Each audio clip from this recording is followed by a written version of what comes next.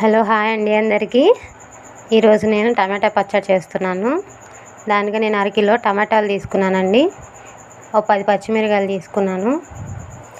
శుభ్రంగా కడిగి సన్నగా ముక్కలు కోసుకున్నానండి. స్టవ్ ఆన్ చేసి బండి పెట్టాను. ఆయిల్ వేసానండి. ఆయిల్ వేసి కడిగి పెట్టుకున్న పచ్చిమిరపకాయలు కొంచెం వేగాలండి నూనెలో. వేగిన తర్వాత టమాటా ముక్కలు కట్ చేసి పెట్టుకున్నాను కదండి, ఆ టమాటా ముక్కల్ని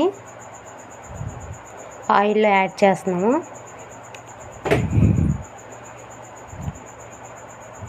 ఆయిల్లో మొత్తం టమాటా ముక్కలు యాడ్ చేసిన తర్వాత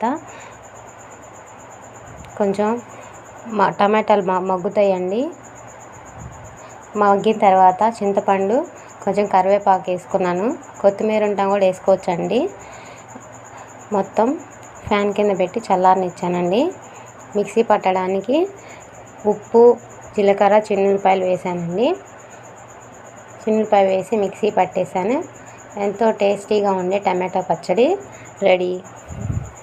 please subscribe Priya's kitchen. Thank you for watching.